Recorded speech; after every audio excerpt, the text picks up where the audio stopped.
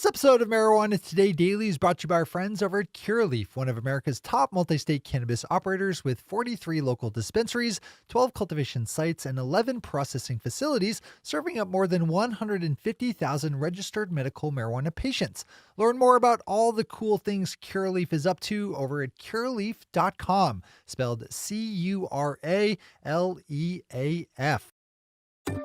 Good morning, Marijuana Nation. It's Thursday, April 18th, 2019, and you're tuned in to episode 707 of Marijuana Today Daily.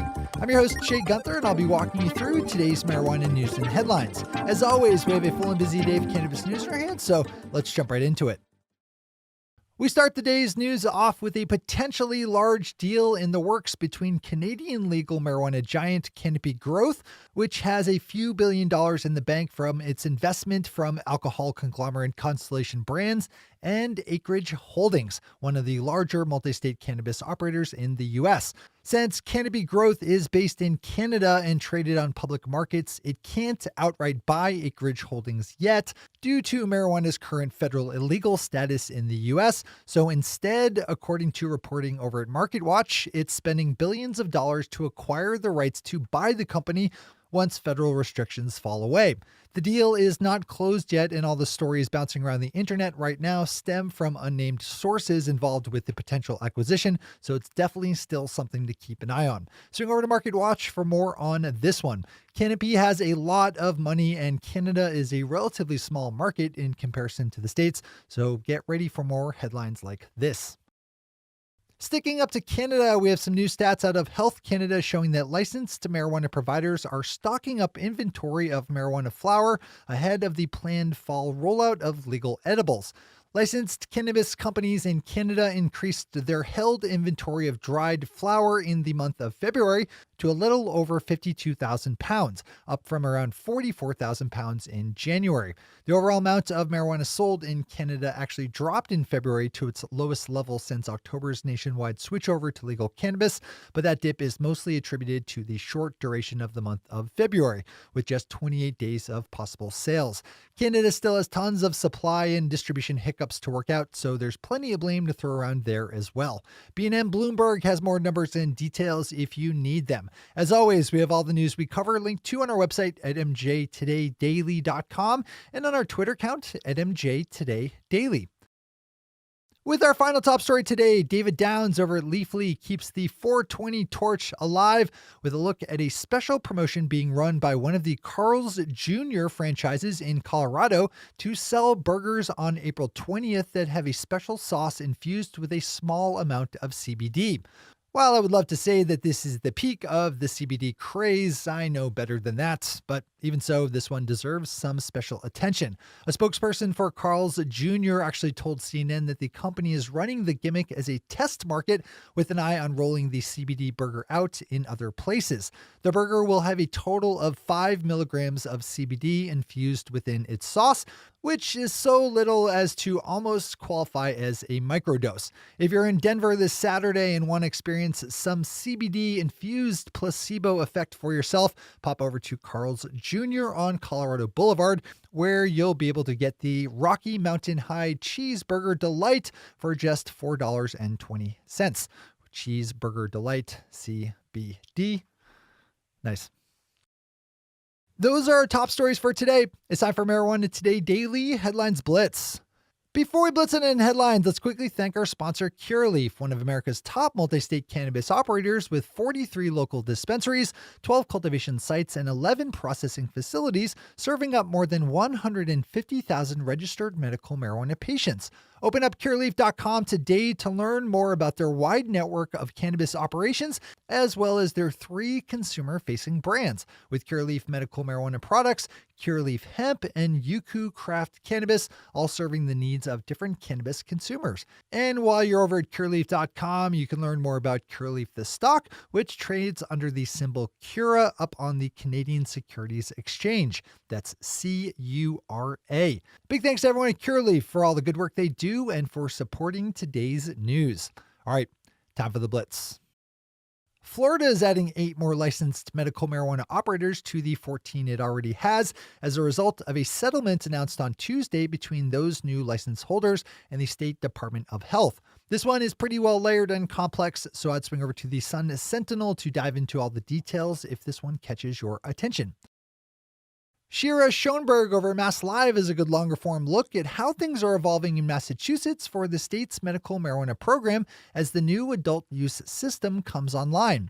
There's plenty of worry within the medical community that the frenzied focus on the adult use side of the business will leave registered patients behind. Right now, Massachusetts requires that medical marijuana dispensaries grow the cannabis they sell, something that's not asked of adult use license holders. That and the overall larger size of the adult use market means that fewer entrepreneurs are looking to grow into cannabis operations. This is one of those storylines that's likely to reoccur in other states, so maybe not a bad one to add to your list to read.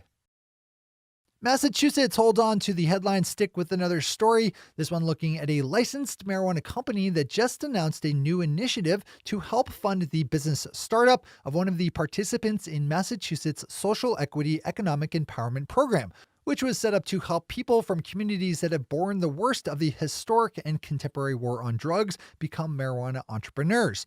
Unfortunately, the state's program doesn't offer any kind of financial help, so as of yet, none of the program's 130 or so participants have been able to become licensed. Theory Wellness, a dispensary located in Great Barrington, Massachusetts, just released details for how it wants to help with that situation. The company will provide up to $100,000 in interest-free loans and $150,000 in cannabis inventory to be sold on consignment, along with consulting services to one single equity program participants who will not be asked to give up any kind of ownership or control. Civilized has a super helpful list of the average prices people are paying in Canada for legal cannabis. Stats Canada has an app that allows people to self-report the prices they're paying for their marijuana, both from the legal and illicit markets. The range is pretty broad, running from a low of $5.05 per gram in Quebec, all the way up to the Northwest Territories at $10.81 a gram, both prices in US dollars. Zip over to Civilized's story for all the in-between values. We continue on the Canadian news train with another story, this one examining the business operating landscape for marijuana dispensaries in that country, both licensed and illicit. One of the effects of the slow rollout of licensed shops in some Canadian provinces has been the boosted incentive for non-licensed operators to spring up. The province of British Columbia just announced that it is forming a task force to tackle the issue and said that it would start by increasing education to dispensary operators on the licensing program. This is another one of those storylines that's seen in a lot of other places with limited licenses, so another one that you might want to absorb today. The Street is reporting that Bank of America stock analyst Christopher Carey has begun coverage of legal marijuana, naming Canadian cannabis firm HEXO Corp as his top pick in stocks. And finally for today, High Times picked up on a recent announcement by the Canadian Territory of the Yukon that visitors to Yukon Parks will be free to use cannabis in the park and in campgrounds just as they are hard liquor.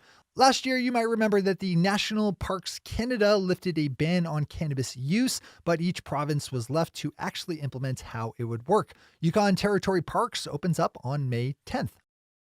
Those are the headlines and news for the day. I'll be back with you again tomorrow morning with another information-packed episode of Marijuana Today Daily.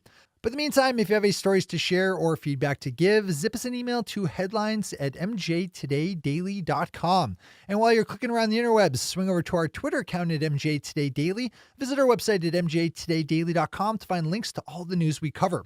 Thanks to our sponsor, Cureleaf, and to all of our awesome Patreon listeners for the support that makes this show possible. To join the illustrious ranks of the Patreon listeners yourself, swing over to our website at mjtodaydaily.com and click on that big blue button at the top of the page that says Become a Patron. I'm your host, Shay Gunther. Thanks for tuning in, starting your day with marijuana today.